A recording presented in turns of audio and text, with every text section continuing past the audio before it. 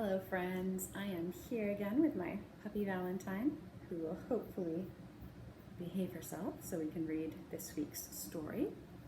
We are continuing with the lives of great composers. We will be discussing Johann Sebastian Bach. He lived from 1685 to 1750. I do hope that it will never happen. But if I ever were to be strolling along a beach and were to come across an interesting looking bottle with an old cork in it and were to remove the cork, and if a huge green genie were to swarm out of the bottle and instead of thanking me for freeing him from the bottle and saving him from cramp, were to boom out, I grant you a choice. For the rest of your life, you may listen to the music of just one composer. Now choose. What would I say?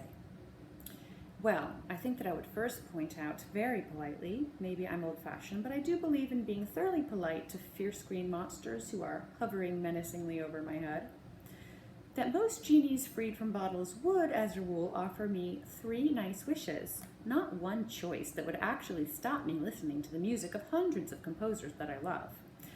Perhaps at this point the genie would blush, bite his green lip, and mutter, "Whoops, so sorry, master, my mistake, a slip of the tongue. Please, wish away all you like 3 times over. No, 4 times over, 1 extra as an apology for my silliness." On the other hand, perhaps he wouldn't. Perhaps he would boom out, "One composer," I said, and that's what I meant. Now stop arguing or I'll stuff you into the bottle. At which point I would, rather hurriedly, answer, "All right, oh not very gentle genie. If I must choose just the one composer and stick with him for life, it would have to be Johann Sebastian Bach." Now, supposing that the genie were to vanish at this point, okay, we'll see if my puppy behaves. This is our genie.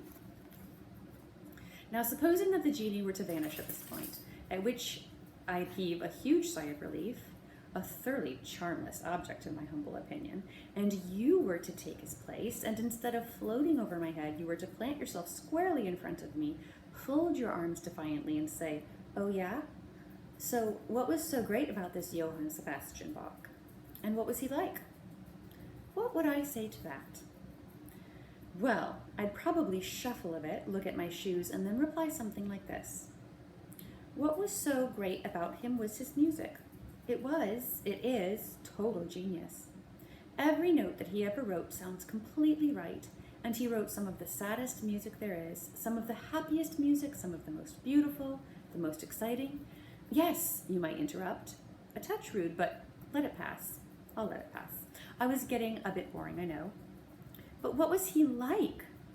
Ah, I'd say carefully. I'm glad you asked me that. Well, actually, I'm not that glad you asked me that. In fact, to tell you the truth, I'm not at all glad that you asked me that, because the fact is that there you have me on toast, because we really don't know what he was like. It's true. All we really know about him is that he was a very successful musician who had a series of jobs, playing the organ in churches, giving concerts, providing music for princes, dukes, and local bigwigs, teaching young musicians, and so on, just like lots of other professional musicians in Germany at the time. We don't even know whether he realized he was a genius. My guess is that he did, though, even though he might not have admitted it. At least we know roughly what he looked like. One portrait of him, painted when he was about 60, has survived from his time. Actually, he looks rather fierce, not at all like his wise, kind music. He's frowning out of the picture at us. Maybe he's telling us to go and listen to his music if we want to know what he's like. He's wearing an enormous white curly wig.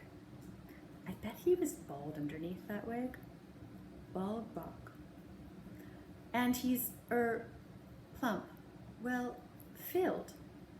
A healthy size? Oh, all right, he's a bit fat, if you insist. He certainly liked his food and drink. If friends wanted to get into his good books, they'd send him either a good joint of meat or a good bottle of brandy or wine. In fact, for some of his early jobs, part of his yearly salary would be paid in beer.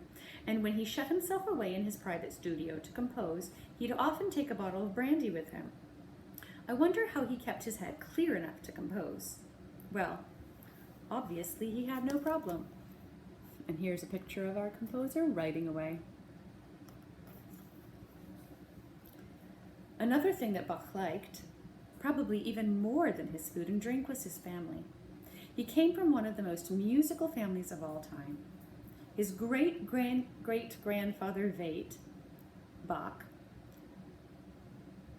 pronounced, by the way, halfway between a sheep's baa and a dog's bark, with the CH sounding as if you were trying to clear your throat, was a baker who couldn't bear to be without his musical instrument, a very old sort of guitar called the cittern.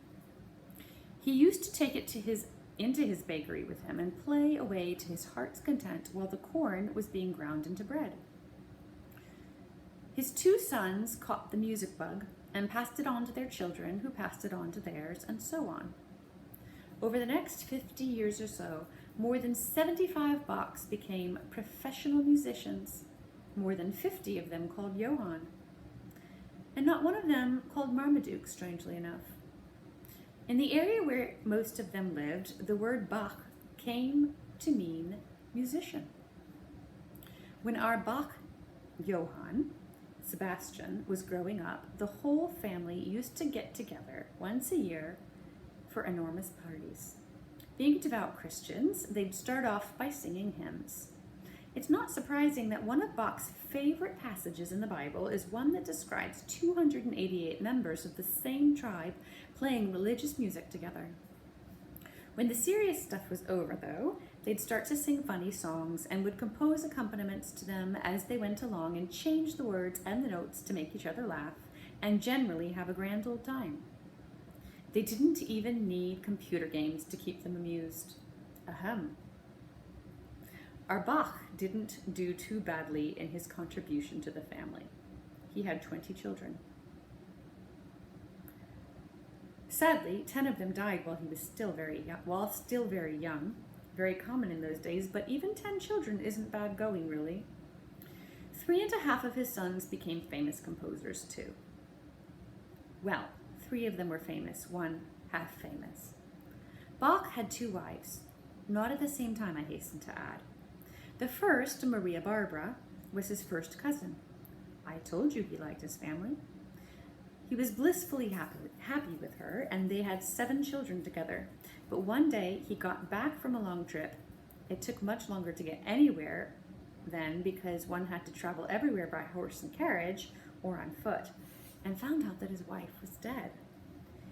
He'd left her quite healthy and came back to find out that she was already buried.